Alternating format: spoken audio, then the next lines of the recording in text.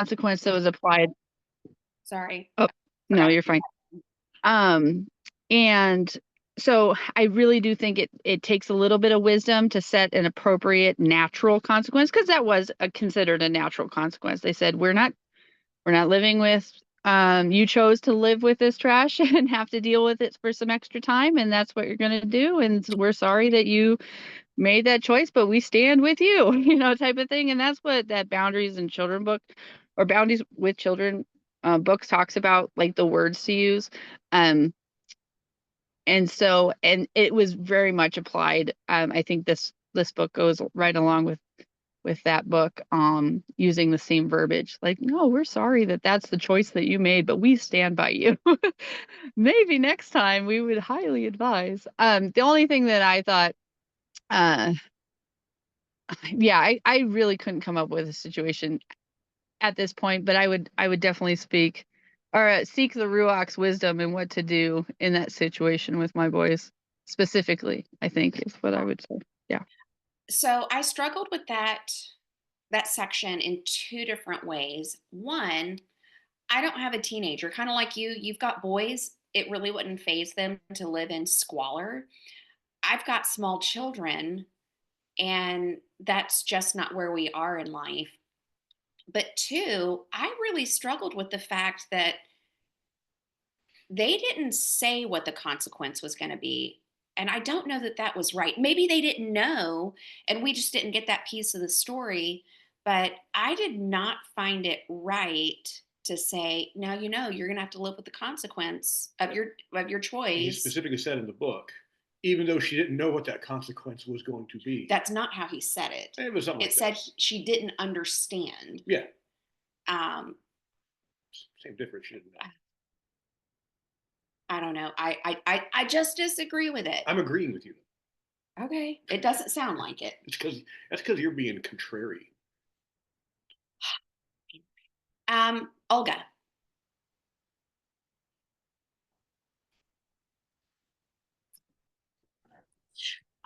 Hi, I just thought like putting the trash inside the girl's room would just make her feel like trash. I I mean, a part of me chuckled because I'm guessing, I mean, I know it would make me feel good if my um kid kept not taking the trash out and it kept causing escalating. It felt a little bit, gosh, what's the right word? Um and I'm trying to decide what would be the right consequence in that situation. I mean, if you're doing consequences based on the action, which I think like she's choosing to use her phone versus taking out the trash or choosing to do these other things. So why not take away the phone or take away some other privilege versus that? Because it seems um, a bit vengeful. I know I would feel Yeah, avenged. it felt Yeah, very yeah. vengeful. It felt vengeful. Like I was, oh, I feel avenged now. Oh, that felt really good. Let's do something like that again. And I've done things like that with my older children. And in the end, um, the balance just wasn't there. So the consequence, she's choosing to not take out the trash because she's spending time Tuesday night talking and texting with her friends. Then she loses her phone for a week, or every Tuesday she loses her phone until she's taken out the trash or something of that nature. Why wouldn't that work? Or what would work in that instance? Yeah.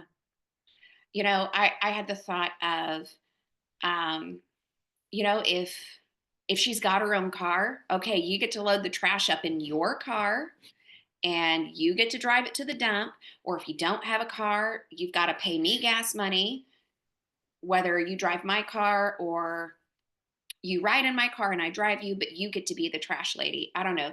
Bringing the trash in the house as a homeowner, I think that's just gross. Um, but really, I just didn't like that. I know with our children, we tell them, look, this is your job. If you don't do it, this is what we're doing. And they know up front, even if it's the consequences of spank, up front, this is what happens. So I didn't like that. But also the fact that, okay, we've got smaller children.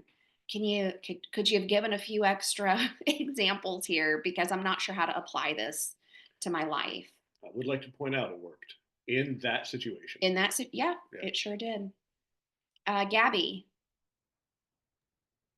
I think I forget what I was saying. Oh no, I don't. I don't know what I was going to say. What Olga was saying, as far as like the result of not of her consequence, like of her just refusing to take the trash out, is because of the phone, and that was what me and Brad were talking about. Is like you and kind of what Jessica's saying, knowing your child, what's going to affect them, like the trash being in the room. Yeah, that's going to probably scar our children. If it were Malachi, he loves to be super clean, so he'd probably be scarred for life.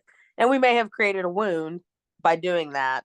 And I also understand what Olga's saying as far as I was so strong willed. If my parents did that, okay, well, now the battle is on of will. And I'm just not going to do it again next weekend. I'm not going to care. I'll go sleep outside in a tent, And so to me, it seemed counterproductive, even though she wrapped it in the "we love you oh so much" Yeah, bow. very But that, condescending. yeah, I was gonna say that sounded like okay.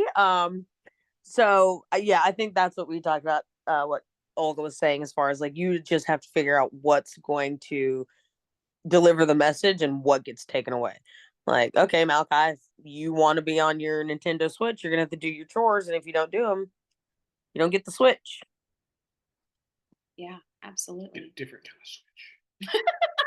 Jessica. Yes, the wood Switch. I think for this, because she was a teenager, I could see their point where they didn't tell her what the consequence would be. That it would be that they were saying, hey, you don't want to choose that one. Because it was teaching her a life lesson. Sometimes you don't know what the consequence is going to be when you're so like maybe prior to that, with the little kids, you very are clear, like you choose this option, and that's what we do with the boys.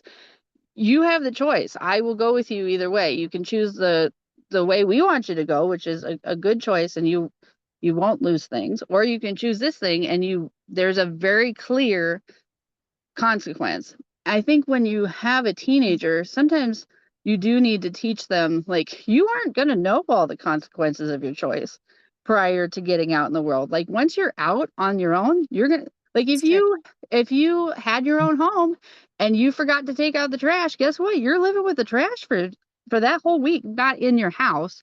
And so I can see the point of it being, I would hope they've like would have double bagged it or something, it's not that it's leaking everywhere in her room, but like just the fact that she didn't like that it was taking up the space in her room. And part of her, like, it wasn't even just the phone issue. I think she was like, well, I'm already in my pajamas, I'll just do it. And so I felt it was more of not a laziness, but kind of like a laziness. She just didn't, she wanted to push it off as far as she could go. So it was more of her planning ahead. I didn't see it as a phone issue. I saw it as her planning, and she just said, oh, I'll put it off to the last minute. And then she was running out the door because she thought she would do it later. And you make your excuses in your head. Oh, I'll just do it later. I've got plenty of time. And then it comes down to it and you didn't. And so this would teach her in advance, like, hey, I want to make sure I plan to get this. So I really did think that the age was taken account of. I don't think this would work with little children.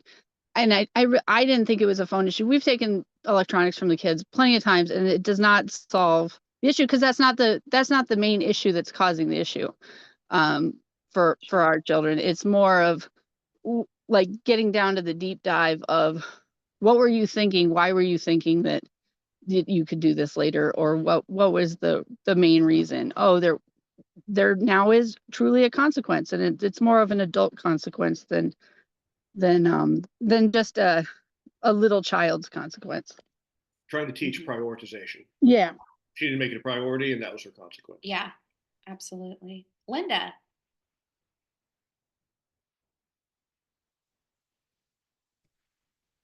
Good morning. Gabby, you're so awesome. And saying that would just make me like, okay, now we're going at it. Because I had 4 boys and I have 6 grandchildren, 5 of them are boys. So I'm talking from my And I've had to listen then to my oldest son, who has the two grandchildren, and they are currently 22 and no 24 and 21, and um, taking away electronics does not work. It just for them. Okay, so I think it is very much that the parent is the one that needs to go before father and say, help. What are the consequences at this age, at this time, that my children need to see? And that will help them in the long run.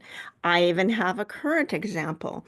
My youngest son is 33 years old, and for whatever reason, he could care less about getting parking tickets. Mm. He has pay he now and I'm like, why do you want to pay parking tickets? He lives in San Francisco, so it's like depending on what time of day, you got to read the signs all the time, and he doesn't. And he says, okay, well, I need to now budget into my budget, um, you know, $500, whatever. I'm making up on a certain level, but a certain amount of money that I'm just going to be paying parking tickets because he does not want to bother when he's kind of like this girl that's a teenager. He doesn't want to bother to take the time to read a sign that would say, your car's going to be towed if you are parked here. So, yeah, I just think it's very individual with each child's personality, their age, and you as the parent saying, how can I help my child to learn? Yeah. Wow. I feel like at that point, Uber's got to be cheaper. And he does take Uber sometimes, but it's just like it's like you don't have that much money. This is what I think as a parent. You don't have that much money.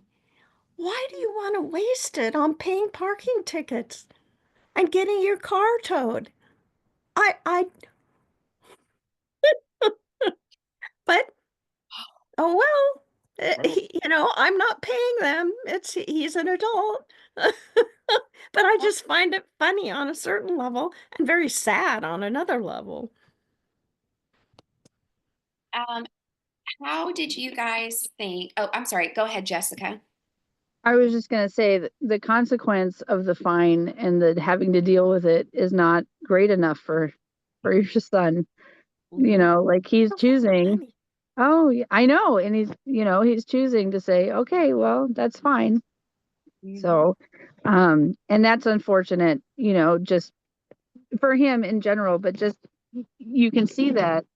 And then there's the other thing where I was raised with no boundaries and no consequences really for certain actions. And so when I got out in life, I was not prepared for consequences of certain things.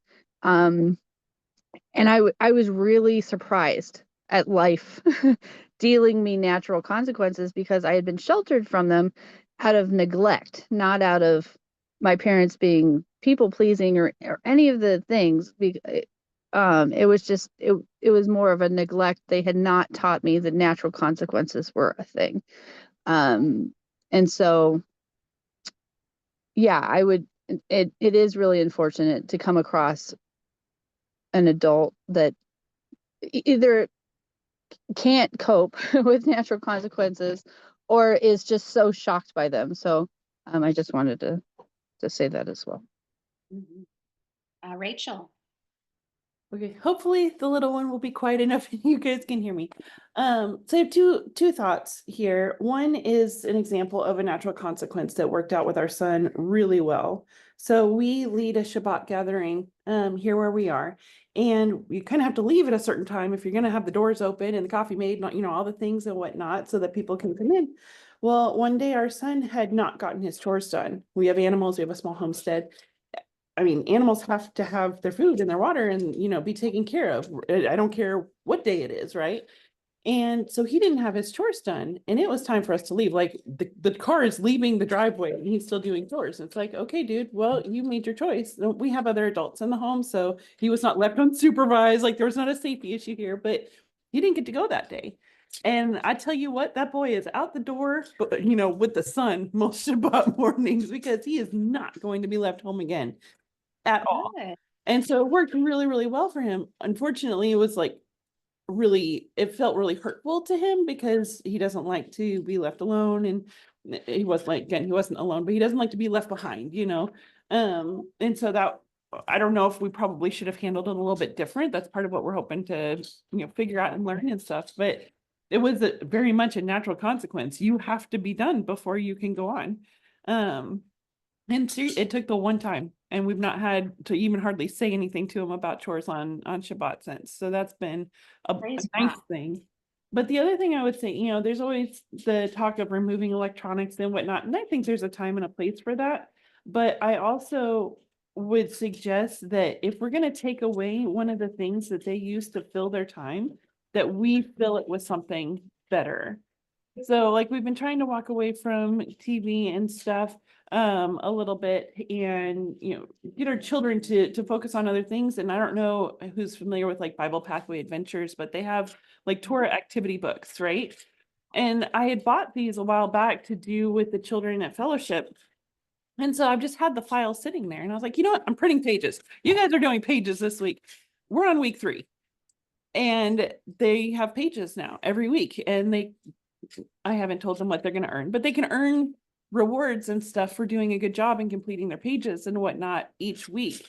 And it's giving them something else to focus on and something else to do with their time, rather than, well, can we put something on the TV? And so, you know, kind of similar to that concept, obviously slightly different, but you know, if you kick one demon out, you got to fill the space with something. If you get rid of one thing, you got to fill the space with something else. And I think that has to apply at least to a degree to the consequences that we put in place, because if we just take away everything, then what? They're just sitting there with idle hands and idle minds and going to have different problems. That's something that we've discussed as well. We don't have a whole lot to take away, and it's like, what do you do in that case? There's only so much we can do, but I like that, and I think we have some of the Bible Pathway Adventures, so I'm gonna have to pull that stuff out. Thank you for that. I'm curious how you guys felt he handled, what was it? The blessing them while disciplining them.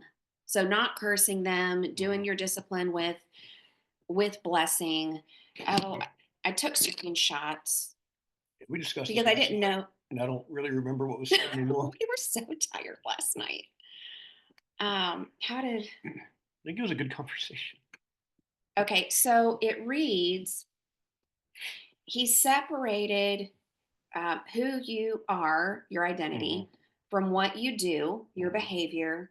In this way, Yah can bless who you are, but not necessarily condone what you do. Right.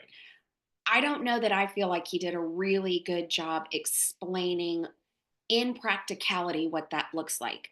I've also had 8 concussions, and sometimes I struggle. Well, and you know, a lot of this book is a lot of it's specific, but a lot of it's also like an outline. Okay, Sure. here's a framework of how you can do these things, but you have to fill in the blanks and the details. I don't do so great with fill in the blank. I know you don't. Yeah. But I'm okay at it. I'm good at Mad Libs. I can do that. You're good at Mad Libs and math. Yeah. Julie. A lot of this reminded me of the parenting philosophy called Love and Logic. I don't know if you're aware of it, but it's definitely consequence-based parenting, and it goes away from it moves away from spanking and basically just you just use like we've been talking about already, consequences. And now that you're talking about, Like a natural consequence. yeah, how can you deliver a punishment and separate it from your anger? Well, that's the whole Yeah. philosophy of this. One of the philosophies of this parenting view is that's why you have to always you're cool and not let the child make you lose it. Mhm. Right. And Right. so one of the challenges of the philosophy is you have to find ways in order to deal with your anger. You know, sometimes your kids make you angry. So one of the things they do is come up with a little motto, not a motto, but a saying. Like when they're doing something bad, your go-to saying is, "Oh, what a bummer," or that's the go-to one. You remember? Right. It's like, "Oh, what a bummer." Instead, in so, but the point was, how do you give consequences where the child is not going to um, have resentment towards your anger, but look at it like, oh, this happened because I made this choice.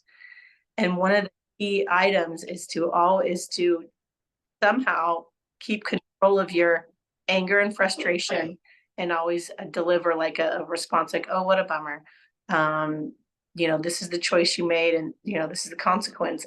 But I kind of lost what I was going to say on that. You're putting the onus back on the child. Yeah, you're putting the onus back on the child. And sometimes I will remind you or whatnot, don't if you get mad, they're gonna be resentful towards you, Right. rather than the choice that they made. That's why you always have to keep your cool. And then that resentment doesn't go to you as a parent. It goes Right. to, oh, this really sucks because I made this choice. And they're going to make a better choice, not because you get angry, because that's what happens to me too, is I lose my temper, and they're gonna operate well because they don't want my anger in their face, rather than they don't want the consequence that happens. Right. So, And that ends up being, I do the right thing, but for the wrong reason. yeah. Right. But anyway, if anybody wants to look up the Love and Logic, they've got a couple of books. They're pretty good. When I realized when my first child was young that a spank didn't work, I was like, uh-oh, what do I do now? He turned around, he was like 4. And I think I was trying to get him to stop having a temper tantrum or something. And I was spanking him. And he turned around and yelled at me, he said, "Do it harder." And I was like, uh-oh, I just lost. I completely lost that whole battle. And I thought, uh-oh, what are we going to do now? So that I did come across Love and Logic, and it goes away from spanking and just delivering appropriate consequences. And while we're here, I'm going to come back to the book that we're reading. Yes.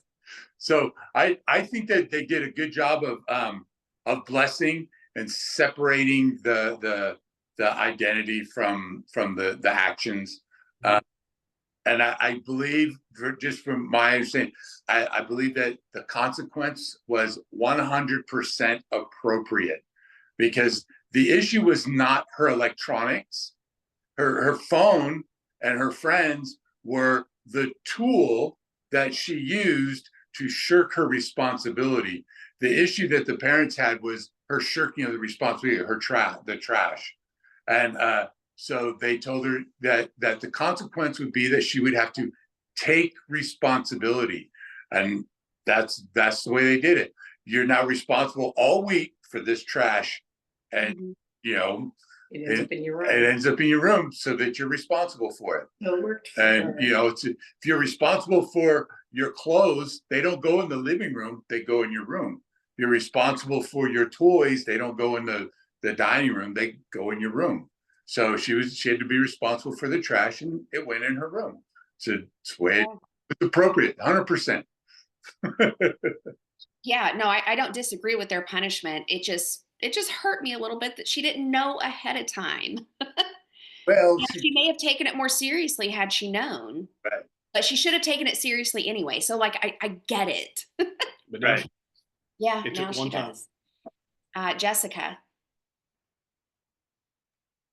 I was just going to speak to the fact that we're disciplining our children means discipling our children. That's the root word for discipline.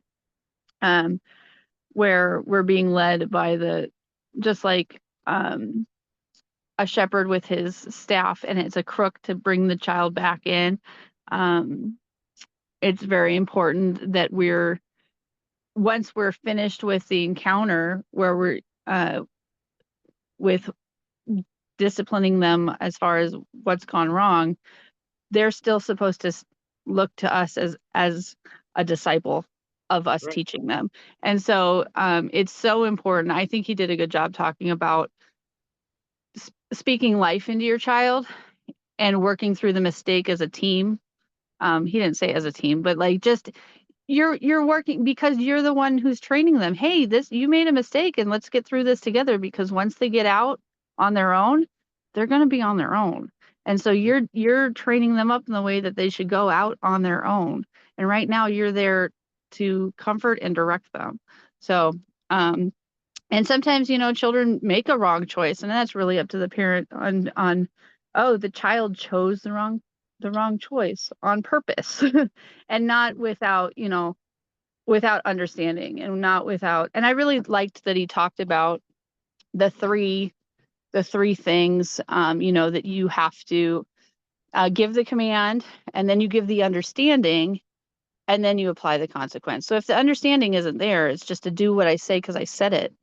That's really a faulty way of parenting. And I think that that's definitely how I was raised, how Josh was raised, and something that we naturally will go to, and then we'll be like, oh wait, no, the understanding. The reason that we tell them is so that they can make the choice when we're not there. And that's the most important part for them once they get older, once they're now adults, is making the right choice because there's nobody else there. And yes, there's a word for that, but like integrity. But the reason for it. And so I really liked how he explained that. We had to listen to that over and over and over again. Wait, what were the three parts again? I stopped to listen to it. Yeah. And so, yeah, that's, yeah. That's how it's laid out for us in the Torah too. We're told, here's the thing you don't do. There's going to be consequences. Here's what happens when you do, and then there's the proof when Israel fails over and over and over. I mean, even from Adam and Eve up through Israel wandering in the desert, we have those three options there, or those three categories, I should say. Thank you. You're welcome. Anna.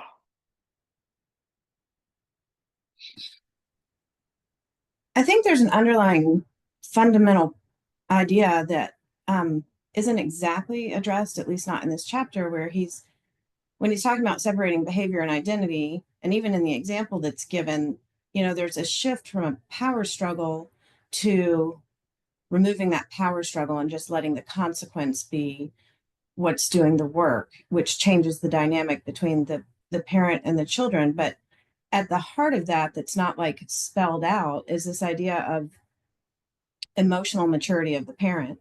So I think we can't assume that that's in place. Speaking from personal experience, I've matured myself as a human emotionally in the last 2 years, like significantly, based on doing work on myself and learning more about, the idea that, like in the example, the mom was making her emotions the child's responsibility. And that's not how we're supposed to interact with other people. But if you're not taught that, really taught what to do with your emotions, what does it look like to process your emotions? Things like naming them. Most of us can only name a handful of emotions, and there's so many more than that. So if we can't identify our emotions and make time for them and process them as parents, then we end up handing the remote control for our emotions over to our children or other people, like somehow giving them the power over how we feel. In my own experience, that's been a really common skill set that is just lacking just kind of in today's world. So I think there's an element of we have to know how to process our own emotions. And that's what's going to be the key to being able to separate behavior and identity. Because in a sense, if we can't do that for ourselves, we don't know how to process our own emotions. We maybe don't know how to separate our own identity from our behavior. And so our internal filter of ourselves we're applying to our children and people around us. And then we have, well, unhealthy outcomes. So being able, like that is the difference between blessing and cursing. And I think we touched on this last week, this idea that we have to experience the blessing to be able to give the blessing. And a lot of that gets really like our emotions and how to handle them are, it can't be overstated how important that is in walking out the will of the Lord in our lives. I really like your visual of handing over the remote control to your emotions. That makes a lot of sense. So I understand, or I have a good grasp of how to not curse them in those times. You know, you don't want to berate your child and say, gosh, you're just such an idiot. Right. You know, or that from chapter 1, his Satan's agent of, you know, you're never going to amount to anything. You're a loser. You're this. Like, so I understand that stuff, but Or the guilt. You don't want to guilt. yeah, them. and you don't. Yeah, I guess I'm just kind of struggling with. Okay, so what does it look like to bless them in the discipline, other than you did this wrong thing? I still love you, but you can't. You can't continue in this way. I mean, you can take part of what they did wrong and try to look at the intention behind what they did. And if you can fish out the pieces where it's like, I'm trying to think of a quick example. They do something you don't necessarily want them to do, but it's not necessarily like a bad thing. Even if they're trying to do something right, but they do it the wrong way. Sure. You can at least point out, hey, I see where your kind-heartedness wanted you to do this, and I love that about you. And that is that kindness is one of the fruits of the spirit. You're showing that you're walking well with Yah, but your execution was not great here. So Yeah. I think a lot of it is trying to break down the actions and the intent and speak life into the good, and then highlight the bad without guilting them. Which, man, parenting is a lot tougher than you think. It You really have to is. diagram out things like that. Julie? I think you could just simply say something like, wow, that's sad. I know this is hard, but I believe you'll make a better choice next time. Oh, I like that. Can I get a T-shirt that says that? Yes, a t-shirt. Yeah. What a bummer. I know this hurts. I'm sure he'll make a better choice next time. I think you can kind of bless them that way, kind of giving them the encouragement that, yeah, I can make a better choice. And again, Love and Logic is so simple, and it gives you like so many techniques. When you read a lot of parenting philosophies, you don't have the actual techniques to come to, but this one you have exactly what to say when it happens. And I know you guys have little kids. They have a book for your age as well, and then they have a book for the teen years and stuff. But yeah, just the simple, yeah, I hope you'll make a better choice next time, or I'm sure you'll make a better choice next time. So close to teen years. I know, it's crazy. Gabby, I think your hand was next. Oh, I kind of had a brain fart just then. Well, Brad had a question. He's asking like, I just forgot your question. Come on and ask it. So if you don't, Oh, there it is. I was texting with him. I didn't know he was right there. yeah, I've been on the whole time. So Exist. is it cursing them if you say, as the example used, your life won't amount to anything. You won't amount to anything in life if you continue down this path. So is that still are you still cursing them? Are you explaining and giving them, foresight on this is not a direction you want to go? I think you open the door to a cursing. Well, and I think. it might just be in a way of phrasing it instead of that first clause being, this will happen to you. It could be like, hey, one of the dangers we face of these Going down this path. of going down this path is Yeah. that you can have these negative consequences. And maybe you don't even make it about you. Maybe it's, well, when a person goes down this path of laziness, sometimes they don't amount to anything. Yeah. You're not putting it on them, but you're giving a picture. Yeah, because I think I like the only issue, or not maybe not the only issue, but the issue with phrasing it the way that you mentioned, Brad, is that children have attention spans like frozen yogurt, and the first thing they're going to hear is you saying, well, you won't amount to anything. Even if you explain it all the way after that, Yeah. they heard that first part. So I think to I guess. rephrase it is like that is really good, but you still make the point that they need to hear. Ours even struggle with, oh man, you're acting like a bully. Yeah. All they hear is, you're a bully. Yeah. And I'm like, Yeah. Well, yeah, that makes sense because I remember like my dad would say, "What you're doing is stupid. Like that's stupid." yes. And And then for the Right. longest, it'd be like, "Are you calling me dumb?" And he's like, "No, your behavior, what you are doing, that is." And so I think I heard somebody say less than smart, so I like to use that now. And then with our children, I just try to tell them that is not a wise choice. There's no Yeah. wisdom in this choice. But to what you all are saying, just reminded of what Brad had a moment with Malachi the other night because which I didn't even realize, but then Brad also made a good point, like how he says every Sabbath you should, spend time like repenting and renouncing and blessing each other just to like clear out anything from the week. Well, our neighbor, Mr. Tom, you've seen his yard. It's his acre yard. And so Malachi's like, I'm gonna go rake his yard. I was sharing with him how it's a mistake to want to even start that because I did that when I was your age and it took us like a week. We all regretted it. Like it was, but once you start, you cannot finish. Like, or once you start, you have to finish. Like that's the rule of thumb. And so I was trying to give him wisdom and like, I wouldn't do that if I were you. He heard it as me telling him, like, when I was your age, I got that done in a day. And so like it hurt him. And I was like, bro, no, that's not what I was saying. And I'm sorry if that's how you heard it. What I was telling you was when I was your age, me and a couple of friends made the same choice of we're going to do lawn care services in our neighborhood. And we all got our rakes. We started to rake a yard. I said, and then halfway through, we were like, we're never going to get this yard done. But now we have to get this yard done. I said, so every day for a week, we had to keep going back. I said, you know what happened?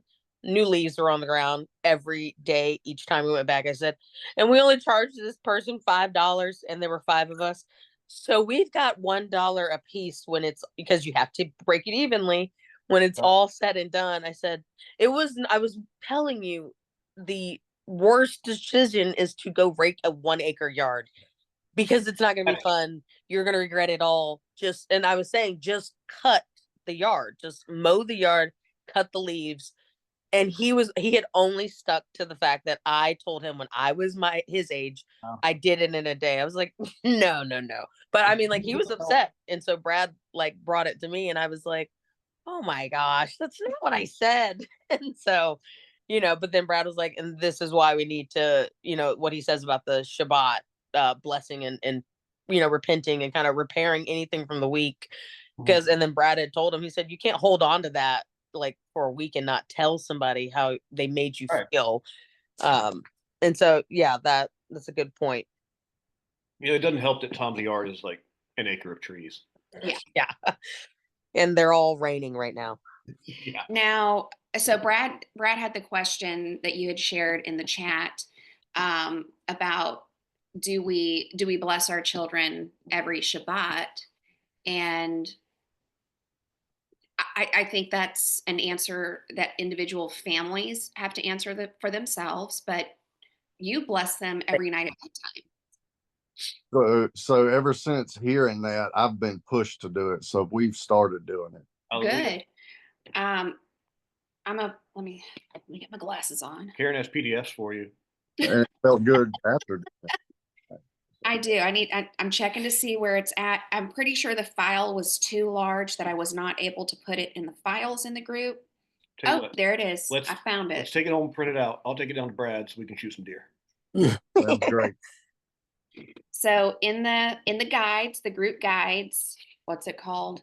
10 blessings to say over your children. Oh, I printed this. You did print it. Okay. Yeah. So we put ours in a binder, and do children pick it out, or you just pick one, Sometimes. or yeah. Yeah, it's like last, I did the first and the last. Sometimes they pick it. Sometimes I read multiple. Sometimes I just, Obviously, you depending on what's going come on up with the with your own. day too. Like, Sure. what happened today? All right, you need to hear this. Mhm. Yeah. And then we had an opportunity at our local Bible study on Thursday. Oh, yep, Abby's still on. Where Abby, who lives local to us, was able to come up, and she's got some children, and we actually started this Sunday last week with our son's 10th birthday, and Drew he had him stand on our coffee table, so he's up high, and Drew just blessed him with Yah's message.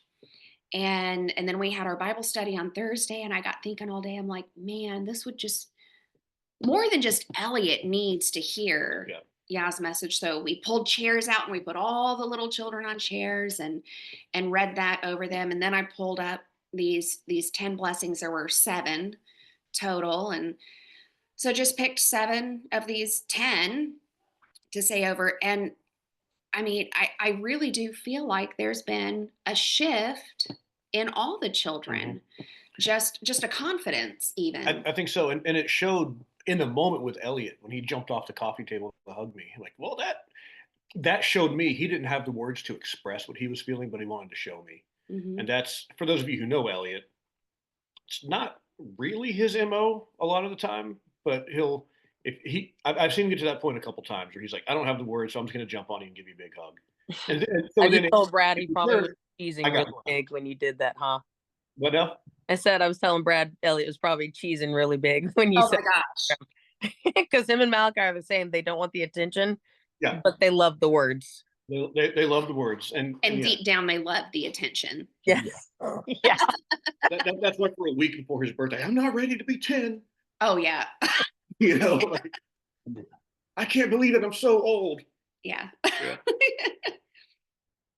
And then, we had gone out to dinner with his parents, and he's like, oh my gosh, they're coming to like yeehaw me for my birthday. Oh, don't look at me. I don't want to. I'm like, boy, quit with the double-mindedness. That boy's silly. Linda. Let's see. One thing I found that when I was looking at these, is that, and since you're the ones that have the smaller kids, and I mean, I found that to me, some of the blessings seem too long for the attention span of of certain age children. And I have my grandson who's he just turned 9 coming next week for a week. And we're going to celebrate his birthday. And I want to be able to bless him. But when I was looking at how long they were and everything, I thought, oh, this is just, really, he's going to space out. And so I'm going to have to do, I think, a lot of work in that. So like when you're talking about the 10 blessings that you do every night, are they like Oh, no, shorts? not all 10. Well, but some of they're- them, are they, my question is are they short little snippets that, children between 5 and 9 won't get easily distracted and go like, oh, especially when their mother, and their dad are not really talking about God. Okay. So, Can I read one? pardon? Can I read one? Oh, please. Yeah, I just want to know whether they're short and Sure. sweet, kind of. This will tell you. Short and to the point. And what is your grandchild's name? Is it okay? Aslan. Aslan? Okay. Yeah. Aslan, may you know that even Yeshua, though he was Abba's son, he lived a life of service, May you become like him, having eyes to see the needs around you, a compassionate heart willing to respond, and the humility to serve even in secret and unglamorous ways. Oh my, no, that's way too. Yeah, that would have to be majorly okay. Hey, But at least there that's the concepts are there of what you're trying to do and blessing them that I can this week go through. They're going to be um in the charts or someplace that I can then go yeah, and in the group guides, short in and the there's group more. guide. Mhm. Okay.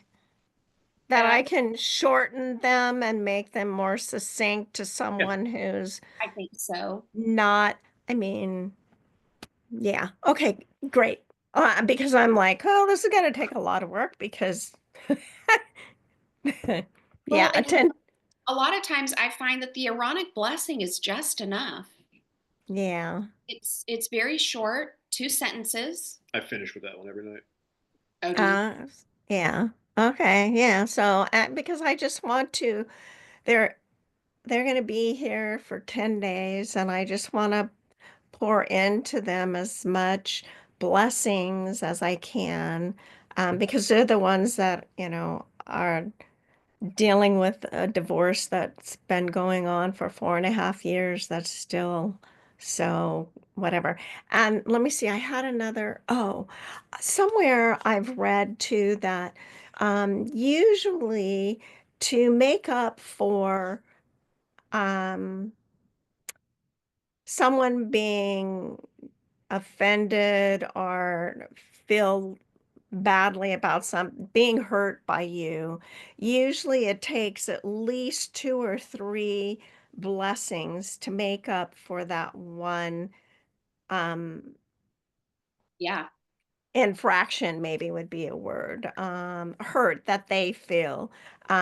So that's what I'm at least considering trying to, how can I, pour into them in the 10 days as much positive blessings into their lives in short little snippets. So thank you.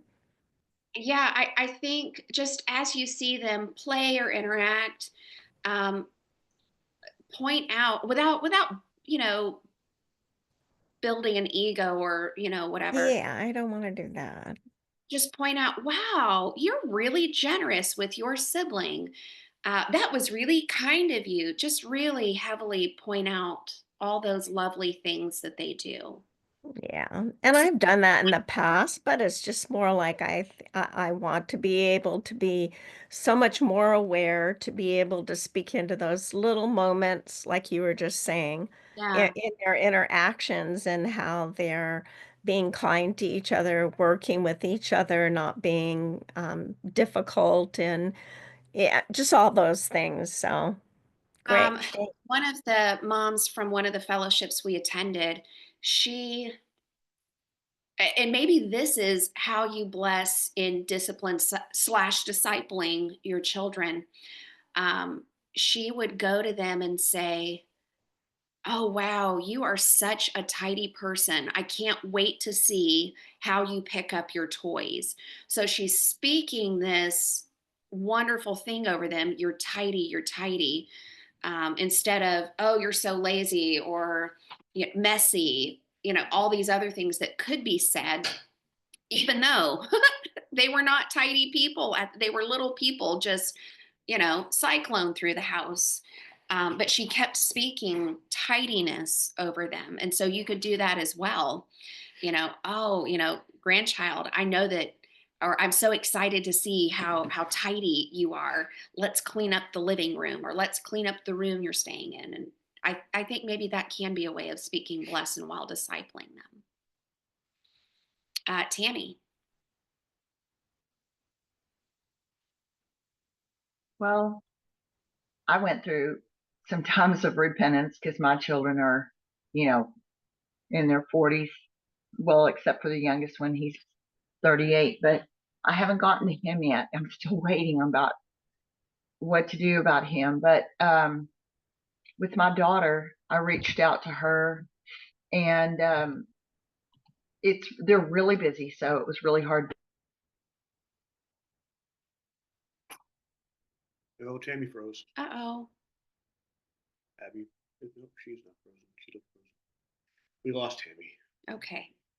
Sit down and go over this with her, but I did ask her, I was done to me, and I asked her to forgive me, and she was kind of like, yeah, but I blessed her, because it was like one-on-one. I didn't have anything to read over her, but just I said, you are a good mom. You and Carl are great parents, and and their son is my oldest grandson. He's just about to turn 12. He's going through a lot. He's shutting down. He's not explaining what his emotions are. I think that emotion wheel might be good for him, because I don't think he knows what he's feeling. He's a really good student, but one of his teachers is singling him out and making him have lunch detention because of talking, because he's talking to another child in class. And he's on the student council, and the teacher's saying, she's also like ahead of the student council. And so she's like, I'm really considering taking him off, because that's really not leadership behavior. And so, while he's a great kid, he does not cause any trouble. This is the only thing. So she's very frustrated, and he's picking it up as they're mad at him. So this was such a good opportunity for me to be able to say, because they're really trying to pry out of him. And I think I've told y'all about this. He's had a girlfriend for like over a year, and the parents are so into that. And he just suddenly broke up with her, and she's like, we don't know why. No, he hasn't told anyone why. And I want to go, he's 11. But I just said, don't focus on the problem. Just start blessing him, telling him everything that's good that you see about him. Just remind him that you notice what's good about him. And I said, do you and Carl, because I love that, what they said about praying together over them, blessing them together. I said, do you pray over him together? And she first was shaking her head that they pray over him. And she goes, no, not together. And we probably need to do that.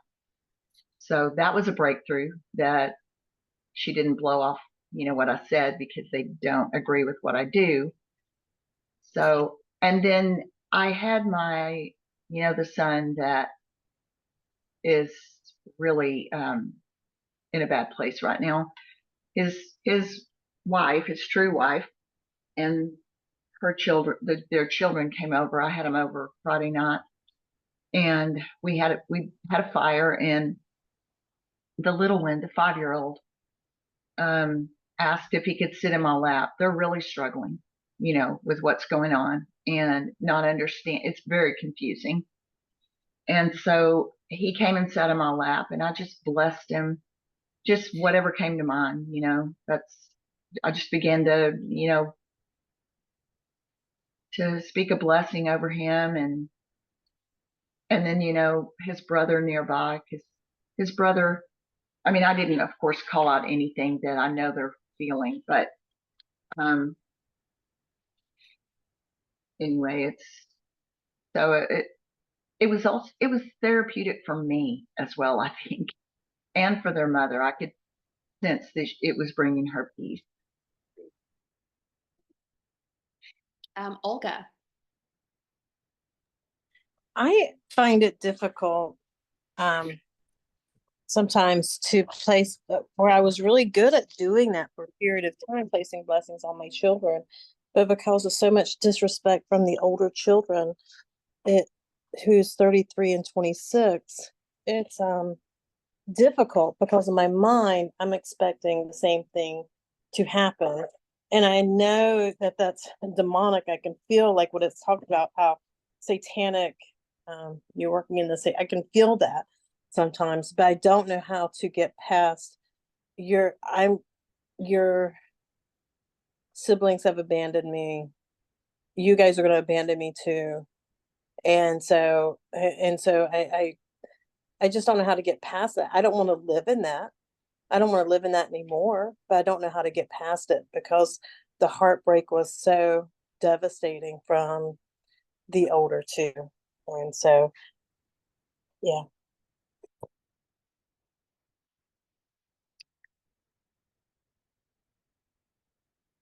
We get to, here's the rest of our questions.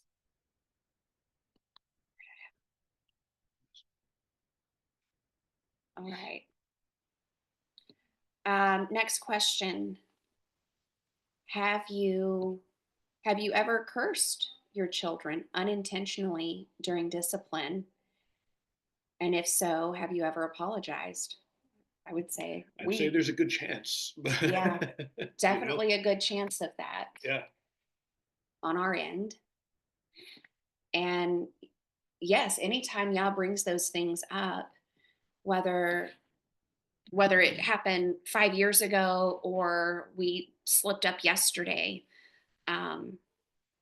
yeah, we do. We go and we repent and we apologize and we ask them to forgive us. And And your children hearing you apologize to them is huge for their growth, and to understand that, well, even their parents make mistakes. yeah, absolutely. I mean, at least one parent. I'm pretty perfect. Olga, I don't know if that was a new hand or an original hand. So while you decide, I'm going to go to Linda because I know that's a new hand. On that question, I definitely have become more aware of how I've done that with my children. But when I try to bring up anything like that to them and apologize, um, they don't they don't want to acknowledge that they feel I've done some of the things that I think I've done. So it hasn't gone very far. And anytime I try and do that, they go, "Oh, Mom, you're just too hard on yourself. You're too hard on yourself."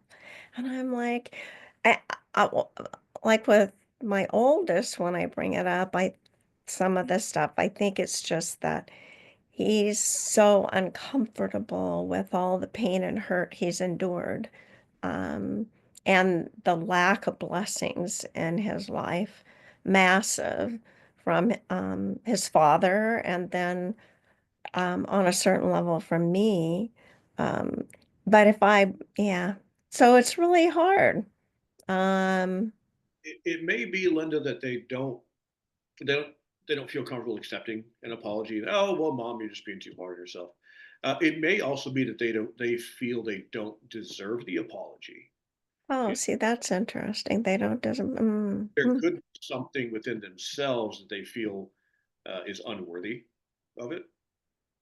So, and you know, and if you're not raised in a way where um, we're apologizing and especially applying spiritual principles to it, like if that's kind of foreign to them, yeah, it could just make them uncomfortable. But it makes me wonder if there's a self-worth thing acting in there as well.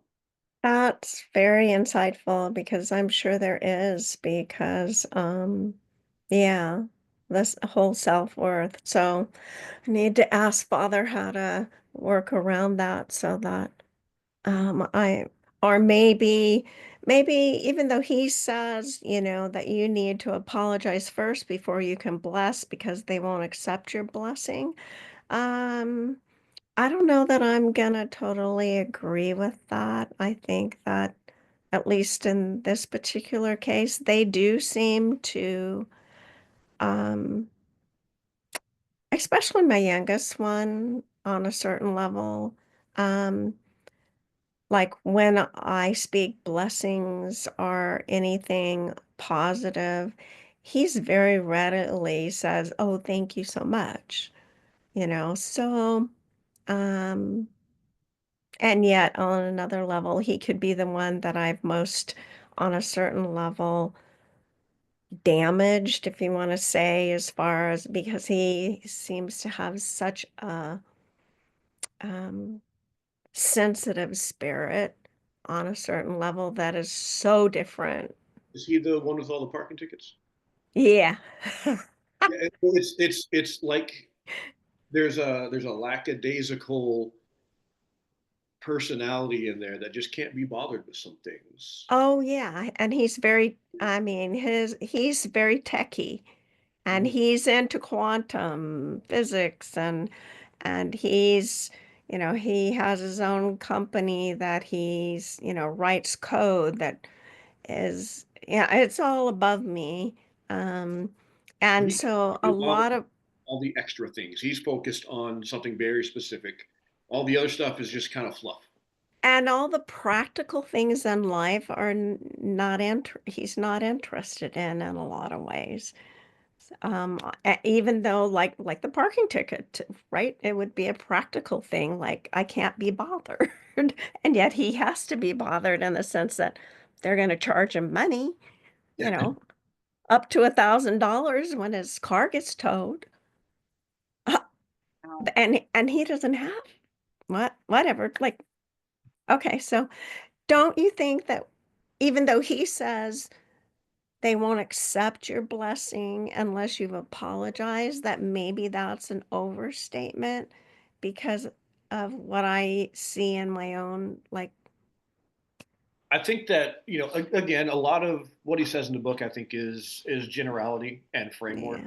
and there's going to be Mhm. exceptions within everything. So to say that everyone won't accept your blessing until you apologize, I don't think can be 100% true because you can't take everyone into account.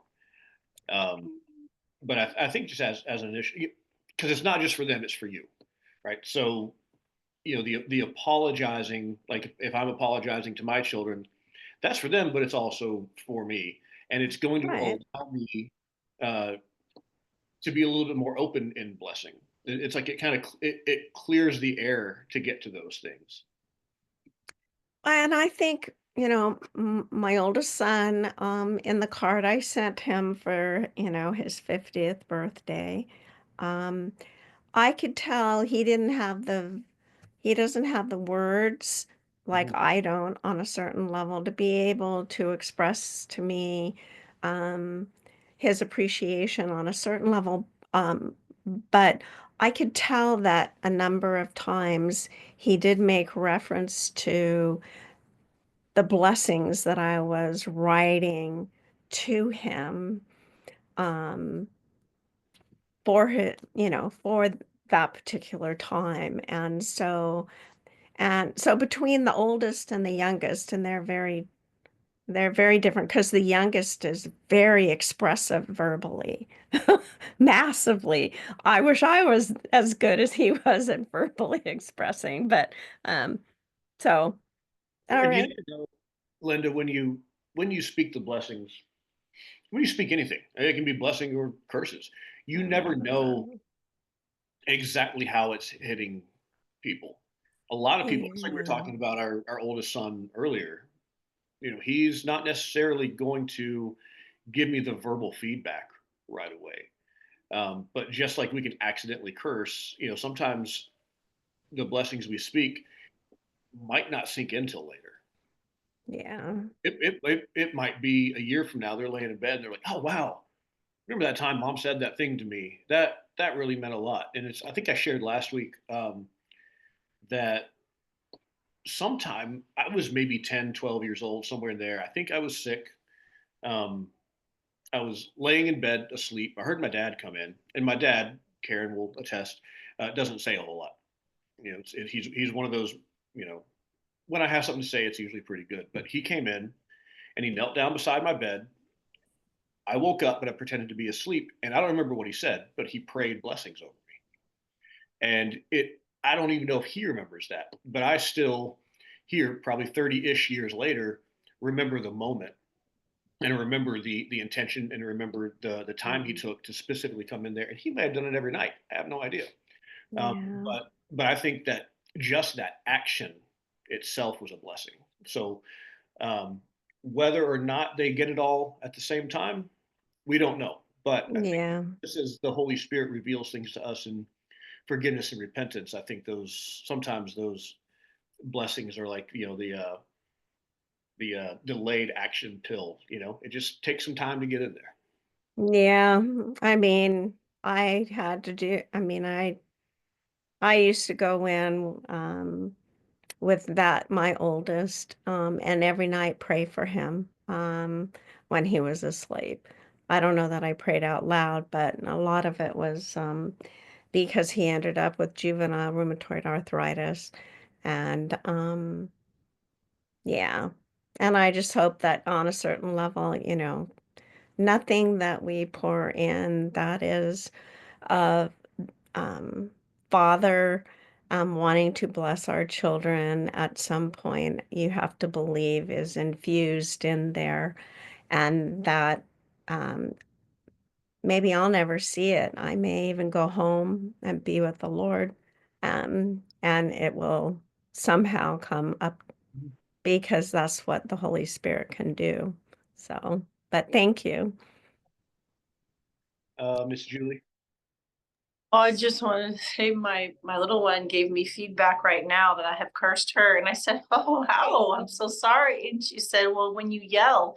So from a child's perspective, their simple little brains, we're not when we're yelling at them, and they're thinking, I know she's just listening in on, what's going on and what we're talking about. She probably, I think cursing is more, more sophisticated than that, but that's what their little brains say. No, I would agree with that. Absolutely.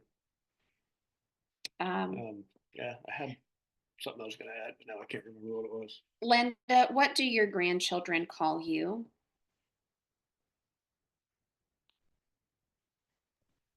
Some of them call me Amma, and others just call me Grandma Linda because they have another Grandma Linda. So my third son's um, his mother-in-law, her name's Linda. So they have two Grandma Lindas. And then they had two great Grandma Marys because my mother's name was Mary, and her and their great grandmother on one side was Mary also. So So the ones that are coming, what do they call you? grandma. Grandma? Yeah, just grandma. Well, we'll see if this little blessing is small enough. Oh, Karen, you don't thank you. That's very thoughtful and kind of you. I mean, I just think you know, I have to spend some time asking Father, you know, how can I do this? Candor It'll care be is really helpful. Well, it didn't cross my mind that there was a need for a shorter, more condensed way to bless a child. So I just sent you one in Messenger. We'll see if that's good enough. Thank you. And I mean, plus they have no idea. I don't think they really know anything about Jesus, Yeshua. Um, yeah, because of what's happened in the last 5 years in their life and how their parents have ended up, becoming such train wrecks in my estimation. But this one that's having the birthday, um, when he was a year old, um, was dedicated to Jesus, Okay. in a Christian church. My husband and I were able to be there. So, but from then on, no, Sure. it's like, Let's see. And I had something else. There, where did I? Okay. The three critical components of discipline. One is the commandment or instruction. Two is a teaching, and then three is the reproof.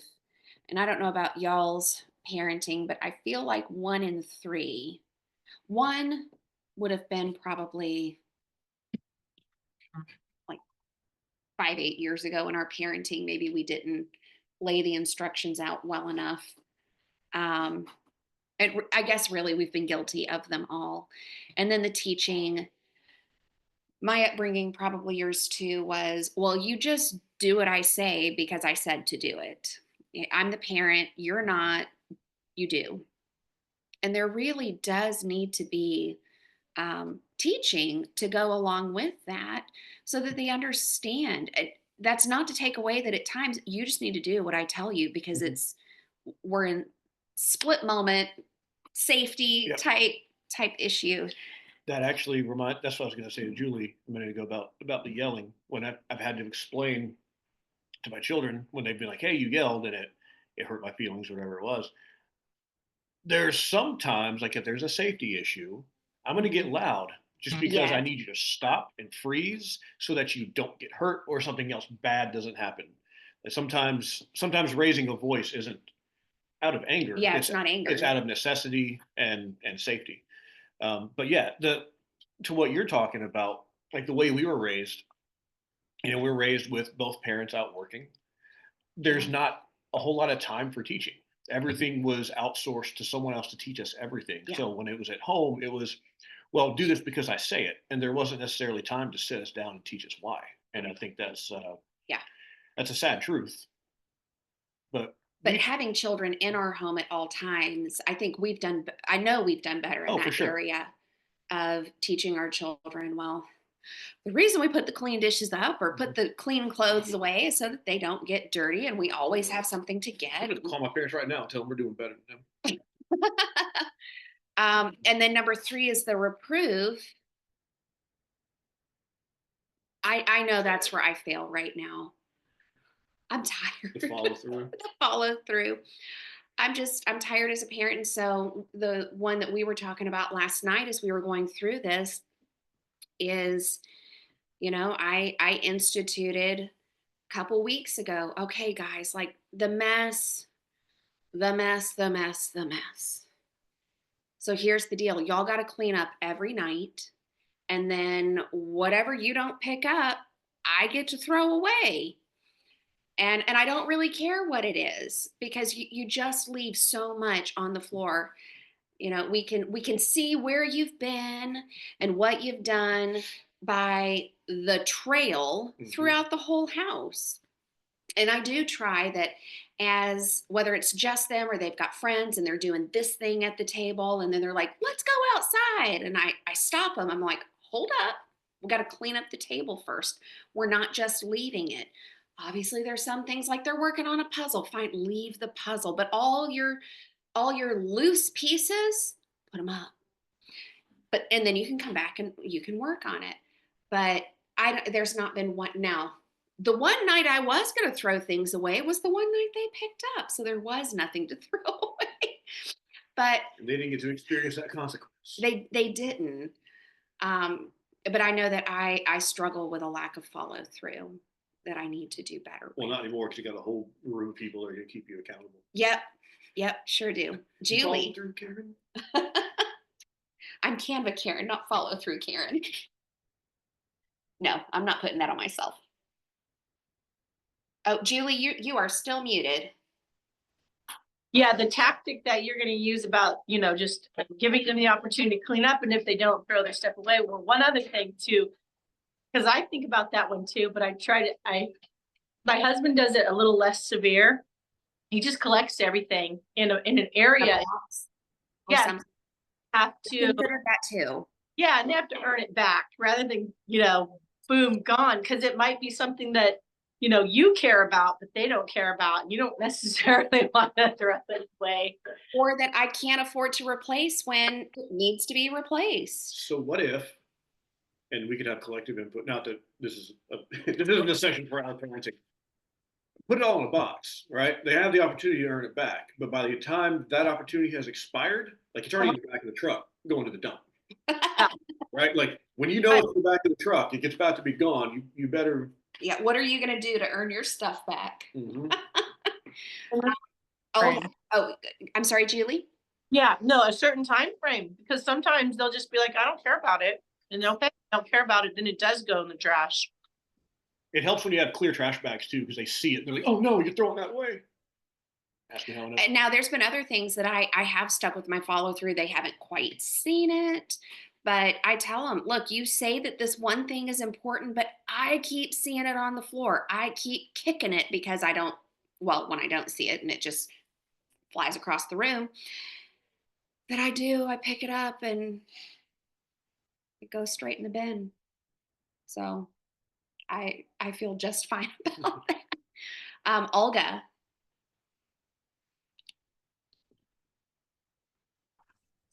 I used to do that. We used to bag up everything with the older kids, like, and we would bag it up and we would get rid of it if they didn't pick it up. But what I found was that made them hoard their things a little bit more.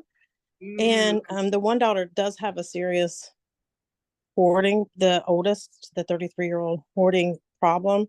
So I don't know if that is the best way. Now with our younger two, we did something similar, but we switched it up. We would take their thing, but we would take their things, we would put it was okay, we're going to put it in a box, and we would put it in a box in the attic. Well, they're in the attic, but if I see you continuously, picking your things up, your toys up, then we'll get them back down. And what I found, like when we got them back down, we would say, well, any of these toys that you want to get rid of, and then they would start working towards, like, say Barbie dolls. They weren't really, maybe American Girl dolls, they were into American Girl dolls. They would start saying, well, we want our American Girl doll things back. What can we do to earn those back? And over a course of a couple weeks or even a couple months, they would earn them back. And then we would and then when we got the box down, we'd say, why don't you go through this box and decide what you want and what you don't want, which also helps them not hoard and want to get rid of some items, and gift those items and such. And I think, I don't know, I felt like that was a lot better than ever throwing their things into the garbage, because that's their stuff. And I always felt like throwing away, from coming from a family that came from nothing. I mean, we didn't have nothing, anything, and I just didn't want to get rid of their stuff. And I felt like it was their stuff. And so we just figured out a different, but with the older two, we did get rid of the stuff. What is that verse that talks about don't anger your children? Yes, don't don't provoke me to don't anger. provoke anger, and it did provoke anger in them. What do you mean you're getting rid of my stuff? That's my stuff. And it was different between the two sets of children, because we have two sets of children. We have older children and then the younger children, who are now, one of them's a young adult and one of them's an older teen. So and so it did set them up differently, and they don't have those same frustrations as saying I'm going to throw their stuff away. What if, like, I have a hard time picking up my dirty clothes. I do. I don't pick up my laundry the way that I should. And my husband comes around and picks up my laundry. But what if every time he told me to pick up my laundry, he said, I'm going to throw your laundry away, instead of just picking it up for me? I find it a gift that he picks up my laundry. And he even said, it used to really frustrate me that I picked up your laundry, or I blow my nose at night and he picks up my tissues. But he said, but now I don't. He said, I think if something happened to you, I'd really miss picking up your laundry. And I was like, that is the sweetest thing I've ever heard.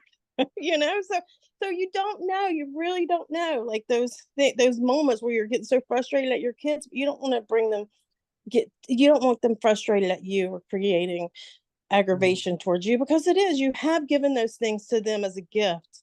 It is their things, and if I was throwing away your things, how would you feel about that? And so I just think there's just a different approach. T-shirts. It's interesting that you bring up the hoarding, because we did this approach when our oldest two were toddlers, or preschoolers, I guess. Not toddlers, preschoolers. So 3, 4, 5. And I find now, man, they want to hold on to every piece of garbage, scrap paper, broken toys. I'm like, oh, So, yeah, there may be something there that we need to dig into with ours. Thank you. Julie or husband. Yes. So just a thought, instead of throwing things away, oh, I had to pick this up, now I'm going to throw it away. You lay out a consequence. This is, you need to take care of your stuff. If I pick it up, then you have to donate it. And you work with them to find a charitable organization that then they have to donate their things to. Okay. And they'll either take care of them or they will they'll donate them to somebody who will. That's I a like good call that. too. I like that. There was a time they thought Goodwill was the most evil place because a lot of their toys went there. Yeah. They have my stuff. But at the same time, we literally can't keep Yeah. everything. Oh, and that was several years ago too. They didn't Yeah. quite understand what was happening, even though we Yeah. tried our best to explain it. Yeah. Does anyone have anything else on this chapter? We have come right up to 11:30. I would ask a general question, and it doesn't necessarily require responses. It might just be something to chew on. But how are you going to bless your children? How are we going to bless our children this week?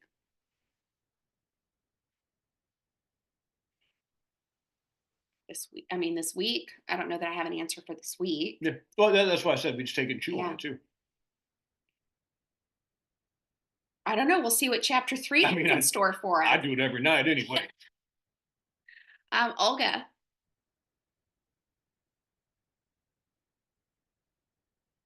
I always find this mute button to be so frustrating. I wish they had an easier way. But we bless our girls with the Aaronic, our own version of the Aaronic prayer every night. Cool. I turned that into an image, and we do that one at night too. I think I would like to because we started having people. We were doing the Deuteronomy prayer over them. May the Lord bless you. No, not that one. Anyways, I would have to go look at it. The one that he has at the end of his chapter, and we were doing that. We still sing it. May the Lord make you good mothers and wives. Yeah, I think I want to start separately doing that with the girls. I don't know, either Saturday morning or because we have company Friday nights, maybe before company comes, just sit there. And we were at the beginning when we first started doing Shabbat, we were telling them we would take them separately and we would tell them things that we appreciate about them and what we thought that they would accomplish in life. And I think it's really imperative that we start doing that again. And I know they're a little older, but it's just in our home, I think it's just been a lot of criticism. You haven't done this, you're not doing that, why are you sleeping till noon, and even me, like I even find myself criticizing. It's like a spirit of criticism. Now that I'm talking about it, I'm thinking this sounds like a spirit of criticism in our home. And I just would like to change the atmosphere. And because sometimes you get into a habit of bad habits and you got to change the habit of bad habits. And so I would rather say, wow, you slept a really long time today. And I don't care if they sleep in, really. It bothers me most if they spend a lot of time on their devices versus spending time, doing other things. But this week they've done really good, I think, doing other things besides spending time on their devices. But I would like to pour into them about I'd like to pray and fast and see what God desires for them for their lives and start speaking those things over them. And of course, we do the nightly thing. I want you to, you'll be a good mother, you'll be a good wife. But what about, that small period of time when they might go into the corporate world? I want you to be successful at this. I really enjoyed what he said about the Jewish kids say, I'm going to own the bank, where our kids say they're going to work at the bank.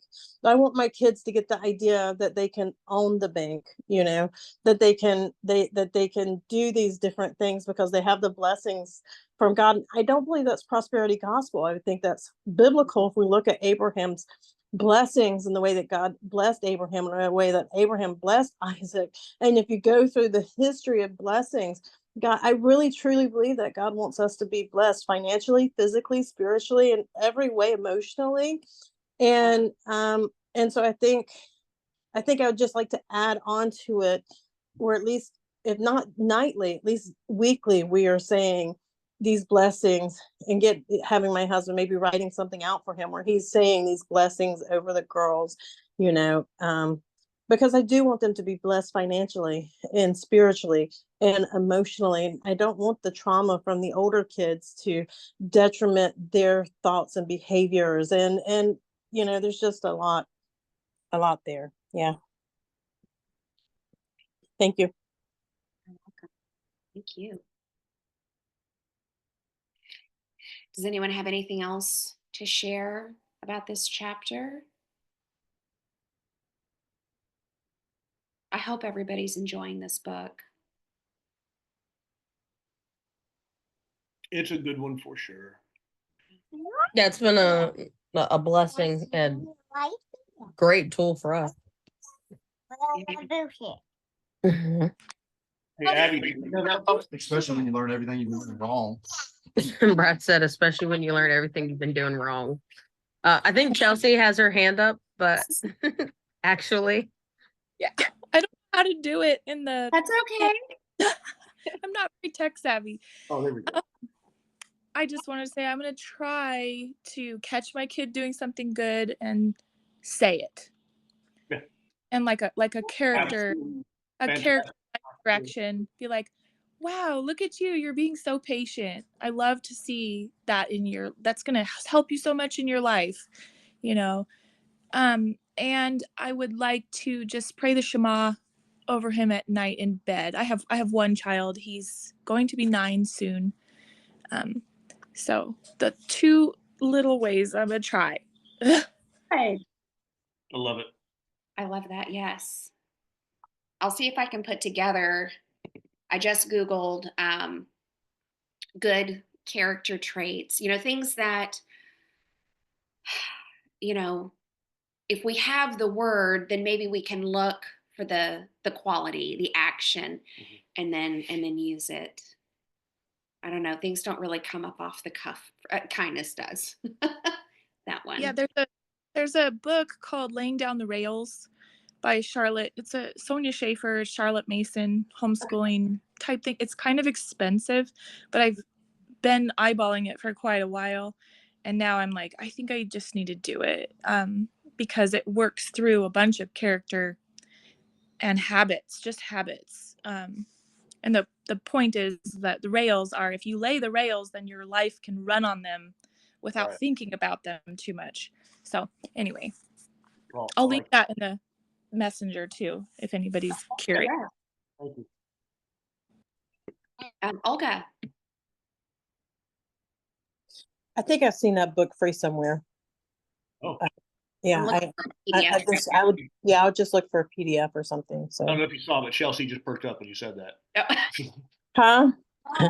she Yeah. can't see. I have it on focus mode. Oh, okay. Yeah, we can see. You said that, and Chelsea was like, "Oh, yes, free book." That's the same reaction we just had. Yes, Karen was already looking for it for free. Yeah, I could have swore like when I first started homeschooling and reading about Charlotte Mason, that book was free, a PDF free We haven't somewhere. found it. You might even have to look at the Internet Archives or something. Downloading now. I'm All right. double checking. Oh, I was gonna say too, if you're on Facebook, there's a bunch of Charlotte Mason buy sell trade groups and free resources groups, and I think there's the main Charlotte Mason group. I'm in a couple of them. I'll see if I can link them in the messenger chat. But and then also in your area, look for. I know we've got a couple of homeschool swaps where we'll swap curriculum or give it away for free. yeah. Well, I'm gonna keep looking for that. Not right now. Gabby, quick question. What do you,